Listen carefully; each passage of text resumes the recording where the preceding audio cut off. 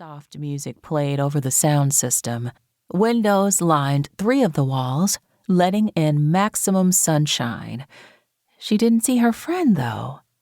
She hadn't hired friends, but both Corinne and Deanne had become friends in the past 5+ years they both worked there. It was almost impossible not to when Lauren was responsible for so much, and they picked up a lot of her slack. Their help freed Lauren up to engage in pursuits she was actually interested in. Today, her friends seemed to be uncharacteristically screwy, though. Deanne came rushing through the front door, attached bells tinkling with so much cheer, quite in contrast to her friend's expression. "Sorry." "What's wrong? Where were you?" "Parker Keyes is what's wrong. As usual, he bought up all our displayed roses, and I had to haul them out to his SUV. She wiped her brow and bent over to catch her breath. "Where's Jimmy?" "Out making deliveries." Lauren scrubbed her hands across her face, frowning beneath. "He's supposed to check with Corinne before leaving."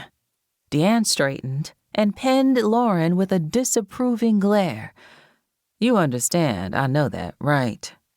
"Well, yes, but why didn't he?" "You'll have to take that up with Jimmy, or his boss." She looked pointedly at Corinne. "I'm not his keeper."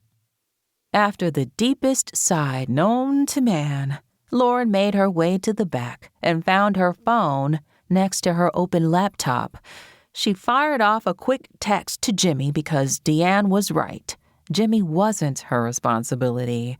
All staff were under Lauren directly, just as her parents wanted it, except the delivery drivers and part-time student employees. The latter usually only worked a few hours a week, and since there were so many of them rotating through, Corinne kept track of them. Aside from the full-time staff, Lauren also handled the accounting, ordering, designing, and everything else related to Steele Florist. "Where are you? You forgot a delivery." A response wasn't immediate, so Lauren logged into her laptop and pulled up the app she used to schedule social media posts. She'd much rather be posting for a political campaign, but it didn't look like that was in the cards, despite having gone back to graduate school for a poli-sci degree.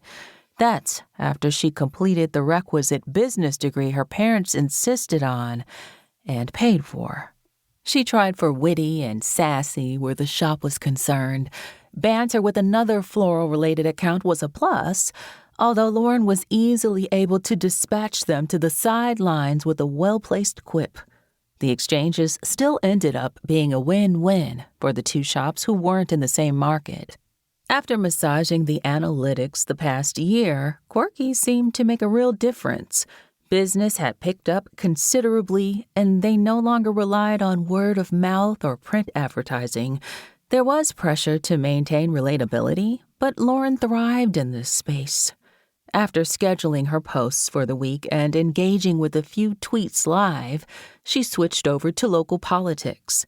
The race for governor was just coming together, and there were rumors a popular state senator might put in his bid. She scrolled through her politics Twitter list.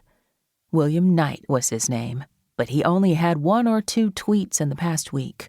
If elected, he would be the first Black governor of California. Not only that, he'd be the youngest. Lauren couldn't recall his age exactly, but he was younger than her own 34 years, and nobody had been close to that, although the age requirement was only 18. It was probably strategic. Fewer skeletons to drop out of the closet, the younger you were. Whoever was in charge of social media on his communication team was really falling down on the job. There were some well-placed articles in the Bee and Times, which was great, but a candidate for state office without much of a social media presence was bound to fail. Maybe he was waiting to announce before ramping up. Lauren could only dream of having that job. She allowed herself a few minutes to brainstorm the kind of campaign she'd run, then closed her laptop and rejoined her reality back in the showroom.